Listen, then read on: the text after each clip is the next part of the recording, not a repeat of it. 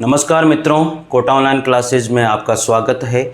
आज हमारा जो है काव्य शास्त्र का दूसरा वीडियो होगा। तो साथियों, काव्य शास्त्र में हम लोगों ने जो है काव्य प्रयोजन, जो काव्य प्रकाश के अनुसार, जो मम्मट का जो काव्य प्रकाश जो है उसके अनुसार जितने भी काव्य प्रयोजन थे, जो 6 प्रकार के काव्य प्रयोजन उन्होंने बताए हैं, वो सारे के सारे हम लोगों ने कल लिख लिए थे। तो साथियों, अब एक एक काव्य प्रयोजन के बारे में हम लोग पढ़ेंगे। तो हमारा जो चल रहा है वो काव्य शास्त्र चल रहा है और काव्य शास्त्र में काव्य प्रयोजन को हम लोग पढ़ रहे हैं। तो साथियों, पहला जो काव्य प्रयोजन है आचार्य मम्मट के अनुसार, काव्य प्रकाश के अनुसार जो बात कर रहे थे हम लोग, तो पहला है यशार्जन। कौन सा है? यशार्जन। तो साथियों, यशार्जन में होता क्या है इसके अंदर लिखिए आप लोग। तो यशार्जन जो है इसमें यश प्राप्ति की कामना होती है, यानी कि जितने भी राइटर रहे हैं, जैसे कालिदास है, जायसी है, बाणभट्ट है, ये जितने भी राइटर रहे हैं साथियों, इन्होंने जो भी लिखा है वो अपने यश अर्जन के लिए लिखा है, अपनी प्रसिद्धि के लिए लिखा है। तो ये जो राइटर में आप लोगों को मैंने बताए हैं, जायसी, कालिदास और बाणभट्ट, इनको मुख्य माना जाता है यशार्जन के लिए। तो मित्रों याद रखिएगा, कवि सामान्यतः इसके अंदर आप लोगों को लिखना है, कवि सामान्यतः नोट्स बनाते जाइए। मैंने आपसे कहा था कि मैं अपना वादा कभी तोड़ूंगा नहीं।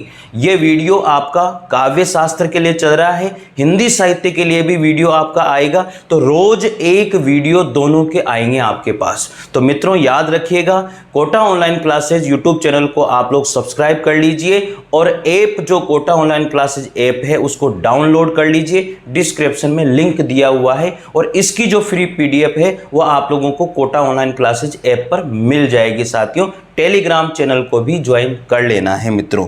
तो कवि सामान्यतः यश प्राप्ति की कामना से प्रेरित होकर, सामान्यतः यश प्राप्ति की कामना से, यश प्राप्ति की कामना से प्रेरित होकर काव्य रचना या रचना कर्म की ओर प्रवृत्त होता है। रचना कर्म की ओर प्रवृत्त होता है या प्रवृत्त होता है।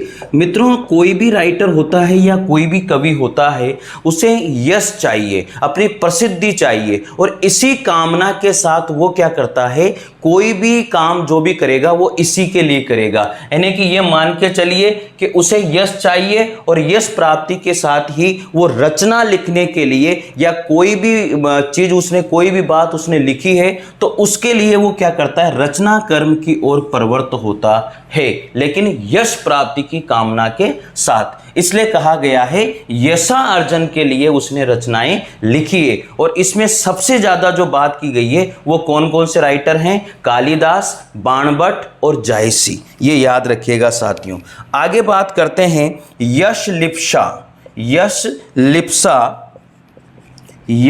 लिप्सा प्रत्येक व्यक्ति के अंदर पाई जाती हैं। यश लिप्सा प्रत्येक व्यक्ति के अंतर्गत पाई जाती हैं। मित्रों, ऐसा कोई व्यक्ति नहीं है जो अपनी प्रसिद्धि नहीं चाहता। तो यश की जो लिप्सा है वो प्रत्येक व्यक्ति के अंतर्गत पाई जाती है मित्रों। फिर आगे बात करिए, जिसे पाने के लिए वह कई कार्य करता है। जिसे, नोट्स बनाते जाइए, जिसे पाने के लिए वह कई कार्य करता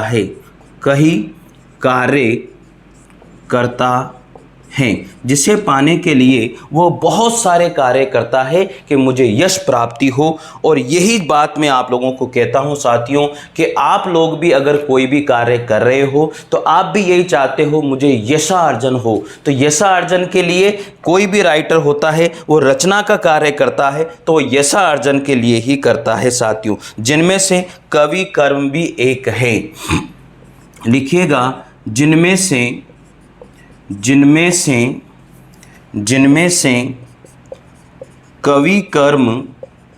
कवि कर्म भी एक हैं। तो साथियों कोई भी रचना कवि के द्वारा की जाती है तो ये जो कवि कर्म है वो भी ऐशा अर्जन के लिए एक माना गया है साथियों। फिर आगे अगर हम बात करते हैं यहाँ पर तो जो सबसे मुख्य बात है वो लिखने वाली बात यह है जायसी, जायसी, फिर है कालिदास, जायसी, कालिदास, बाणभट्ट, जायसी, कालिदास, बाणभट्ट आदि कवियों ने यश प्राप्ति के लिए काव्य रचना की। आदि कवियों ने यश प्राप्ति के लिए काव्य रचना की। मित्रों आपको कहीं भटकने की जरूरत नहीं है, मैं आपसे कह रहा हूं आप रुकिए इस चैनल पर। आप लोगों का सिलेक्शन नहीं हो जाए मैं गारंटी दे रहा हूं आप लोगों को। आप लिखिए जितनी बातें मैं लिखा रहा हूं, अपने नोट्स बनाइए और पढ़िए साथियों। इसकी पीडीएफ आपको कोटा ऑनलाइन क्लासेस ऐप के ऊपर मिलेगी, इसलिए ऐप डाउनलोड कीजिए। वहां पर ऑप्शन वो 3 डॉट आता है, वहां पर जाओगे तो वहां पर फ्री मटेरियल वाला ऑप्शन आता है, वहां पर जाना, वहां पर सारी पीडीएफ आप लोगों को मिल जाएगी। और टेस्ट सीरीज मैंने लॉन्च करी है तो टेस्ट सीरीज जरूर ज्वाइन कीजिए, इसके साथ साथ टेस्ट भी आप लोगों को देने हैं साथियों। तो ये थी बात यशा अर्जन के लिए। तो यशा अर्जन के लिए जायसी, कालिदास और बाणभट्ट सबसे मुख्य कवि माने गए हैं मित्रों। तो लिख लिया होगा साथियों आप लोगों ने। चलिए अब दूसरी बात करते हैं। यहाँ पर दूसरा नंबर किसका आता है अपना, यहाँ पर धना अर्जन का। जो दूसरा काव्य प्रयोजन है किसके अनुसार, काव्य प्रकाश के अनुसार, आचार्य मम्मट के अनुसार वो है धना अर्जन। साथियों लिखते जाइए, नोट्स बनाते जाइए, ठीक है। अब देखो यार मुझे रब तो बार बार तो करना ही पड़ेगा, क्या ही करें क्योंकि अपने पास बोर्ड है, ठीक है। लिखिएगा धना अर्जन, दूसरा नंबर है धना अर्जन। अब धना अर्जन में क्या क्या बातें मुख्य है इसे लिखने वाली बात है। धन जीवन निर्वाह के लिए आवश्यक होता है। सबसे मुख्य बात तो ये होती है कि बिल्कुल सही है, जो धन होता है वो जीवन निर्वाह के लिए क्या होता है, मुख्य होता है। धन जीवन निर्वाह के लिए, धन जीवन निर्वाह के लिए मुख्य होता है। धन जो है जीवन निर्वाह के लिए मुख्य होता है। साथियों जो नोट्स मैंने अपने जीवन में पढ़े हैं, जिनसे कितने स्टूडेंट ने सफलता प्राप्त करी है, वो नोट्स मैं आप लोगों को लिखवा रहा हूं और मेरे नोट्स के अंदर से लिखवा रहा हूं। एक भी चीज़ नहीं छूटनी चाहिए, इसलिए मैं यहाँ से लिखा रहा हूँ ये, ताकि स्टूडेंट को इधर उधर कहीं भटकने की जरूरत पड़े ही नहीं।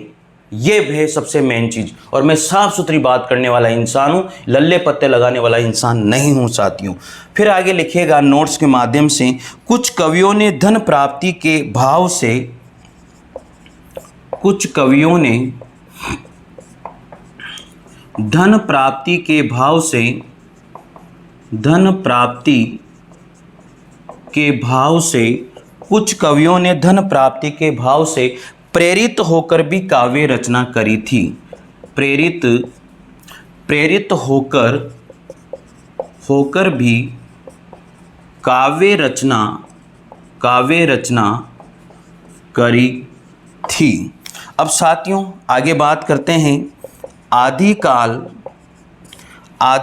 व रीतिकाल, आदिकाल व रीतिकाल के अधिकतर कवि, आदिकाल व रीतिकाल के अधिकतर कवि, ये याद रखना आदिकाल और रीतिकाल के जो अधिकतर कवि थे वो धन प्राप्ति के लिए कविताएं लिखते थे। भक्ति काल के लोग, भक्ति काल के कवि इतना काम नहीं किया उन्होंने, अधिकतर आदिकाल और रीतिकाल के कवियों ने ये काम किया है कि धन प्राप्ति होनी भी चाहिए, तो कविताएं लिखते थे। वे अपने आश्रयदाताओं, पता है ना आप लोगों को आश्रयदाताओं, जिनके अंडर में वो रहे, जिनके वहां पर वो रहे, आपको पता है बिहारी जी जयसिंह तो वहां पर रहे, वो एक एक दोहा लिखते थे, उनको असरपियां मिलती थी, तो ये बातें तो धन प्राप्ति के लिए तो उन्होंने ये काम किया, उन्होंने एक एक दोहा इसलिए तो सुनाया। याद रखना भाई, अपने आश्रयदाताओं के गुण गाते थे, अपने आश्रयदाताओं के गुण गाते थे और उसे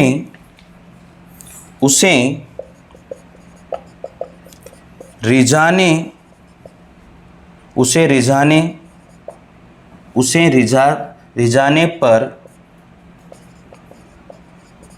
बदले में स्वर्ण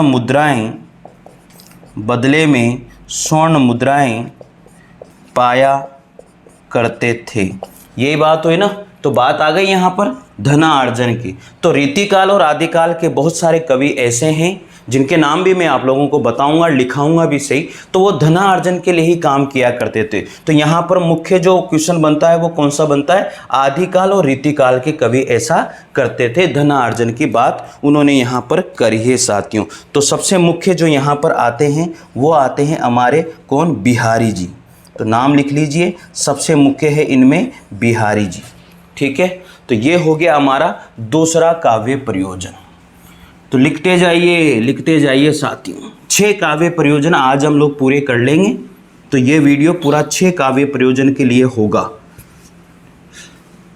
चलिए आगे बढ़ते हैं अब हम लोग अगले काव्य प्रयोजन की ओर, और वो है तीसरा, लोक व्यवहार का ज्ञान। अगला है लोक व्यवहार का ज्ञान। कौन सा काव्य प्रयोजन है, लोक व्यवहार का ज्ञान। दिख रहा है सबको, दिखना चाहिए भाई, ठीक है, लोक व्यवहार का ज्ञान। चलिए मैं नीचे लिख देता हूँ इसको, लोक व्यवहार का ज्ञान। तीसरा, लोक व्यवहार का ज्ञान, लोक व्यवहार का ज्ञान। अब लोक व्यवहार का ज्ञान में क्या क्या बातें आप लोगों को याद रखनी है, इसमें लिखिएगा। कवि यानी कि जो कुछ कवि हैं, कुछ कवि यश और धन के मोह में न पड़कर, कुछ कवि यश और धन के मोह में न पड़कर, यश और धन के मोह में न पड़कर जनसाधारण को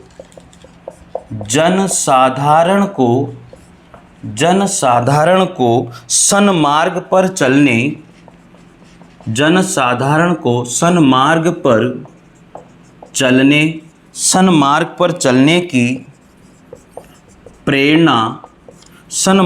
चलने की प्रेरणा देने के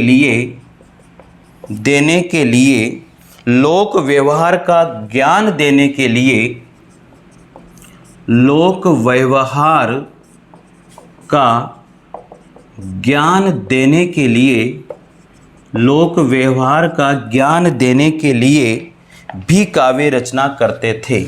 देने के लिए भी काव्य रचना किया करते थे।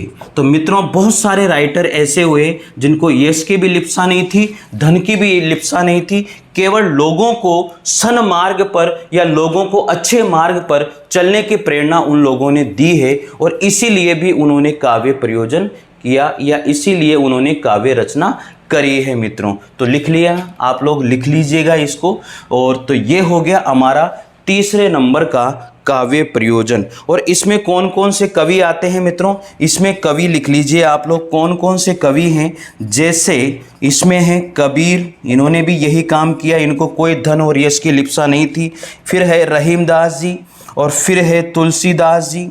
तो ये सारे के सारे जो कवि रहे हैं, कवि रहीम, तुलसी, तो आदि जो कविगण हैं, इन्होंने केवल लोक व्यवहार का ज्ञान देने के लिए ही सब कुछ अपना समर्पित कर दिया था। इनको कोई धन और यश की लिप्सा नहीं थी मित्रों।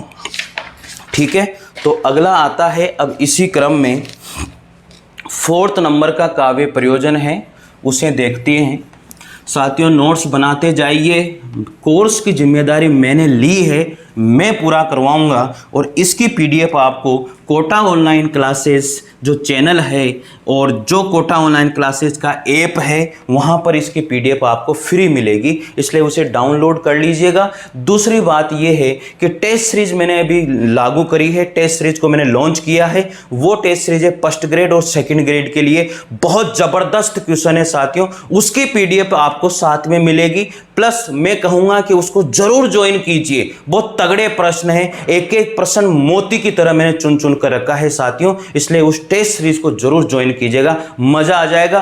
पूरी व्याख्या उस क्वेश्चन की भी उस वहां पर आप लोगों को मिलेगी और पीडीएफ में भी मिलेगी, ये सोच लेना आप लोग, ठीक है। तो चलिए आगे 4th नंबर का लिखते हैं। 4th नंबर पर है श्वेतर शत्य, श्वेतर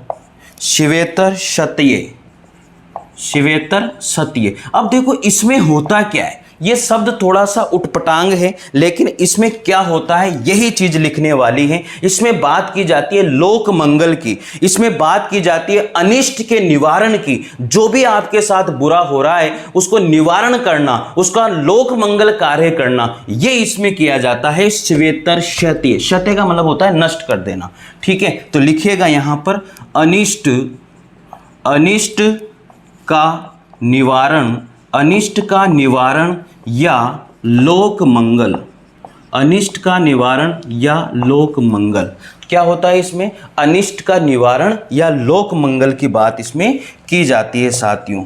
लिखिएगा श्वेतर का मतलब क्या होता है, श्वेतर का अर्थ क्या होता है। श्वेतर का अर्थ होता है लिखिएगा यहां पर शिव के इतर, श्वेतर मतलब शिव के इतर, शिव के इतर, अर्थात अगर बात करें, बात करें शुभ के अलावा, शुभ के अलावा, ये होता है इसका मीनिंग। किसका, श्वेतर का मीनिंग। लिख लीजिएगा साथियों, एक एक चुन चुन के नोट्स लिखाऊंगा, सोच लेना।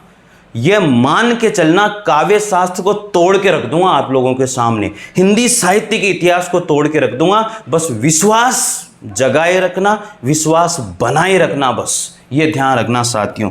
तो शुभ के अलावा आगे लिखिए, इसी के अंदर जो कविगण हैं, कविगण जीवन में अशुभ के निवारणार्थ, कविगण जीवन में अशुभ, कविगण जीवन में अशुभ के निवारणार्थ, अशुभ का जो निवारण है उसके लिए निवारणार्थ,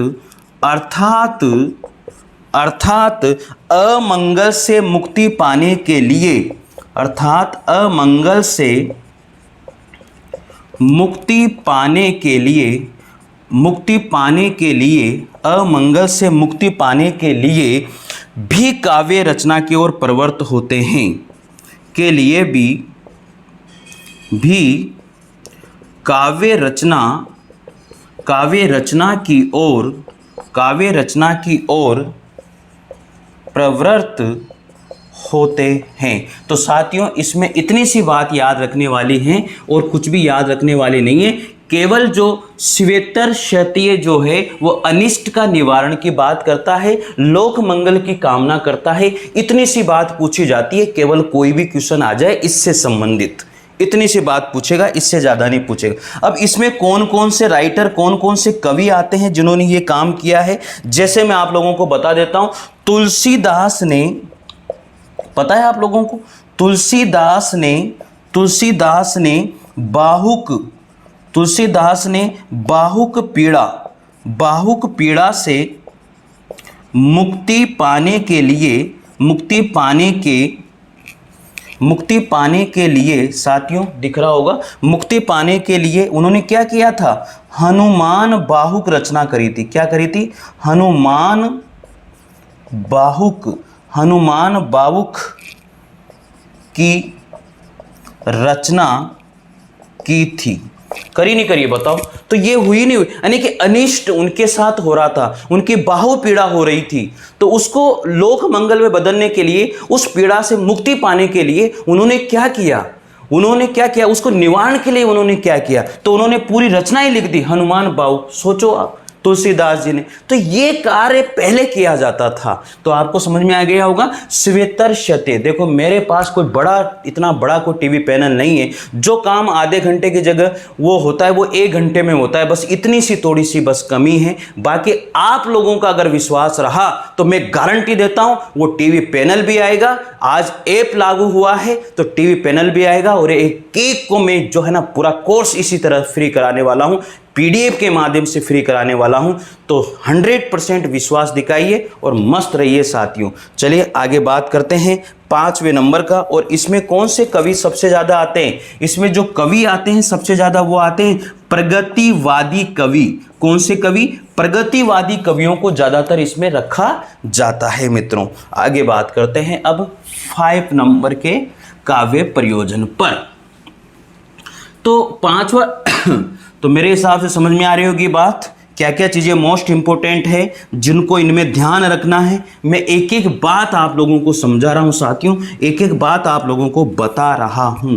चलिए आगे बात करते हैं। बस ये थोड़ा सा टाइम लगता है इसमें। सद्य प्रनिवृत्ते, तो लिखिएगा यहाँ पर 5वें नंबर का जो है हमारा काव्य प्रयोजन, सदये पर निवृत्ते, सदये पर निवृत्ते, ये है हमारे 5वें नंबर का। चलिए इसमें लिखते हैं, इसका तात्पर्य है, इसका तात्पर्य है, इसका क्या तात्पर्य है? निवृत्ति मार्ग से विमुख। क्या तात्पर्य है? निवृत्ति मार्ग से विमुख, निवृत्ति मार्ग से विमुख कर प्रवृत्ति मार्ग की ओर उन्मुख करना। विमुख कर प्रवृत्ति मार्ग की ओर, प्रगति मार्ग की ओर उन्मुख करना, उन्मुख करना। तो मित्रों जो मार्ग सही नहीं है उस मार्ग से आपको हटाना और सही मार्ग पर लेकर के आना, ये इसका तात्पर्य है जो आप लोगों को याद रखना है। सदेह पर निवृत्ते, सदैव मतलब सही मार्ग पर आप लोगों को ले जाने वाली बात इसमें की जाती है साथियों। चलिए आगे बात करते हैं। कविगण, लिखते जाइए अपने नोट्स के अंदर। कविगण जन साधारण के हृदय में, कविगण जन साधारण के, कविगण जन साधारण के हृदय में, कविगण जन साधारण के हृदय में व्याप्त हताशा और निराशा, व्याप्त हताशा और निराशा को दूर कर, हताशा और निराशा को दूर कर, निराशा को दूर कर उनमें आशा और उमंग का संचार, उनमें आशा और उमंग का संचार करने के उद्देश्य से भी काव्य रचना की ओर प्रवृत्त होते हैं, की ओर प्रवृत्त होते हैं। सही बात है जो मैंने आप लोगों को बताई थी कि हताशा और निराशा से उन लोगों को वो दूर करते हैं। ऐसे कविगण जो जन साधारण के व्यक्ति, जो जन साधारण में आते हैं, ऐसे व्यक्ति जो परेशान हैं, हताश हैं, उनको उससे हटा करके वो सही मार्ग पर ले जाने के लिए काव्य रचनाएं किया करते थे। वो ये सारी चीज़ें आती है सद्य पर निवृत्ते। ठीक है, तो याद हो जाएगा ये काव्य प्रयोजन है बस, और क्या है। मतलब काव्य प्रयोजन का मतलब सिंपल भाषा में समझा जाए तो काव्य का प्रयोजन क्या है, उस काव्य को लिखने का कारण क्या है, उस काव्य को क्यों लिखा गया है, ये काव्य प्रयोजन है। यही तो समझना है बस, और क्या है। ठीक है, तो समझ में आ गई होगी बात। तो यहां पर ये सारी बातें जो होती है वो किसमें होती है? द्विवेदी युगिन। किसमें होती है? द्विवेदी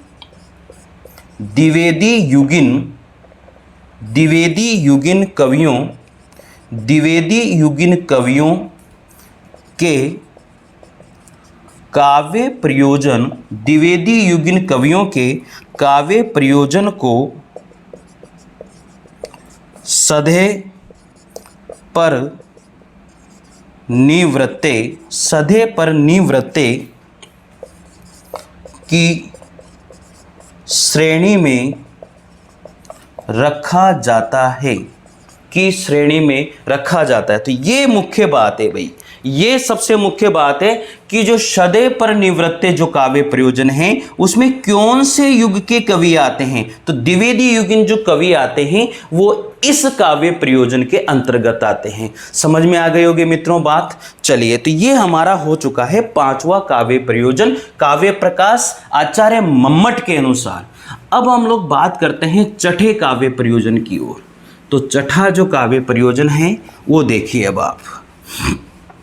तो यही सबसे मुख्य बातें जो होती है साथियों, यही बताने वाली होती है कि कहाँ से क्वेश्चन बनेगा और कौन सा क्वेश्चन आ सकता है, ये सबसे मुख्य बात होती है साथियों। तो छठा नंबर का था कांता सम्मित उपदेश। कांता सम्मित उपदेश, कांता सम्मित उपदेश, ये नाम दिया उन्होंने। इसमें क्या मतलब होता है, कांता का अर्थ क्या होता है? सबको पता है कांता का मीनिंग क्या होता है, पत्नी होता है। कांता का अर्थ पत्नी, कांता का अर्थ पत्नी, और सम्मित का अर्थ होता है के समान, और सम्मित का अर्थ होता है के समान, के समान, सम्मित का अर्थ होता है के समान। ठीक है साथियों, लिख लिया होगा यहां तक। अर्थात जिस प्रकार पत्नी मधुर वचनों के माध्यम से, अर्थात जिस प्रकार पत्नी मधुर वचनों के माध्यम से, मधुर वचनों के माध्यम से, मधुर वचनों के माध्यम से अपनी बात मनवा लेती है, अपनी बात मनवा लेती हैं, अपनी बात मनवा लेती हैं, अपनी बात मनवा लेती हैं। उसी प्रकार कवि भी सुमधुर शब्दावली के माध्यम से, उसी प्रकार कवि भी, उसी प्रकार कवि भी सुमधुर शब्दावली के माध्यम से, उसी प्रकार कवि भी सुमधुर शब्दावली के माध्यम से लोगों तक सहजता से अपना संदेश पहुंचा देता है, लोगों तक सहजता से अपना संदेश पहुंचा देता है, लोगों तक अपना संदेश पहुंचा देता है या प्रेषित कर देता है साथियों। चलिए आगे लिखिए। आचार्य रामचंद्र शुक्ल ने लोक मंगल की साधना, इसके अंतर्गत क्या आती है बात, इसके अंतर्गत जो आती है वो लोक मंगल की बात आती है। इसके अंतर्गत क्या आती है, लोक मंगल की बातें की जाती है। बस लोक मंगल की साधना को काव्य प्रयोजन माना है, लोक मंगल की साधना को काव्य प्रयोजन माना है। तो साथियों ये सबसे इम्पोर्टेंट बात है, इसको याद रखना कि जो आचार्य रामचंद्र शुक्ल है उन्होंने लोक मंगल की साधना को ही क्या माना है, काव्य प्रयोजन माना है। और ये किस में बात आती है, इस छठे नंबर के काव्य प्रयोजन में ये बात आती है। लिख लेना साथियों, मैं अलग इसलिए हट जाता हूँ ताकि आपको नज़र आ जाए। ठीक है, लिख लिया। चलिए आगे बढ़े। इसी के अंतर्गत लिखना है, अभी 2-3 लाइन और है जिसमें ये ख़त्म हो जाएगा हमारा छठे नंबर का काव्य प्रयोजन भी। चलिए लिखिए साथियों।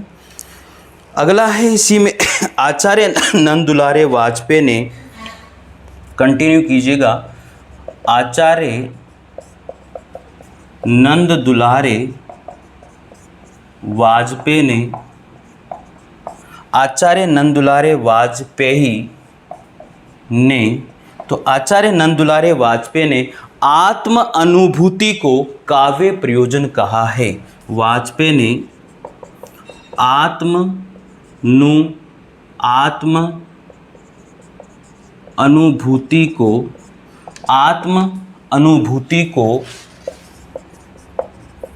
काव्य प्रयोजन कहा है। आत्म अनुभूति को काव्य प्रयोजन कहा है।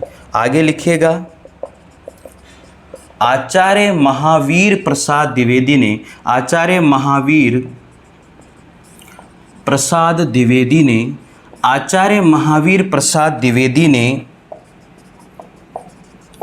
धर्म की स्थापना को